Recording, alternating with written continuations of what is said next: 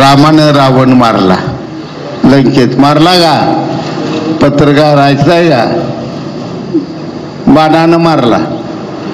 रावण लंकेत मेला, त्याला त्याचा आत्मा पुन्हा भरकटत आक्रोश येऊन पडला. आता कसं करायचं, मरायचं काय? इकडं रावण जन्माला आले, आमच्या उराव बसले. आता आमच्यात कोण राम आहे? आम्ही आपल्या पाया पडत बसलूया. तरी रावण पुन्हा काही जन्माला घालू नका ना आपल्या तालुक्याचं वाटोळ करू नका, एवढंच बोलतो.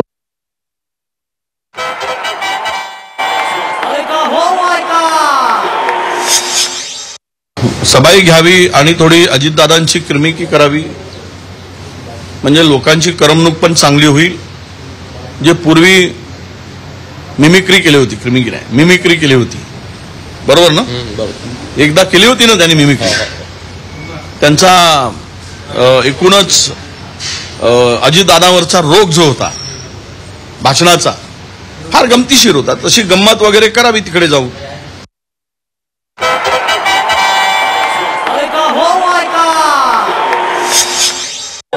एकच मामा,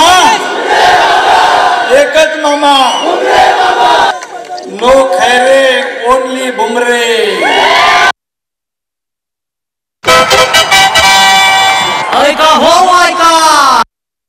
छगन भुजबळ साहेबांची उमेदवारी ही माननीय मुख्यमंत्री महोदयांच्या डोक्यात होती, परंतु छगन भुजबळ साहेबांनी नकार दिल्यामुळे ही उमेदवारी घेण्यासाठी पुन्हा एकदा जिथे आधी उद्धव साहेबांना धोका देऊन शिंदे साहेबांच्या शिवसेनेत गेले, तिथून त्यांनाही उडी मारून शेवटी ज्यांच्यावर टीका केली आणि ज्यांना 2019 मध्ये हिम्मत असेल तर समोर लढून दाखवा असं आव्हान संसदेच्या प्रांगणात उभं राहून देत होते, त्यांच्याच वळसणीला जाऊन आज उमेदवारी घ्यावी लागली. अशी जर केविलवाणी परिस्थिती असेल तर अशा उमेदवाराविषयी फार जास्त बोलणं काशीनाथ भाऊ काही मला योग्य वाटत नाही.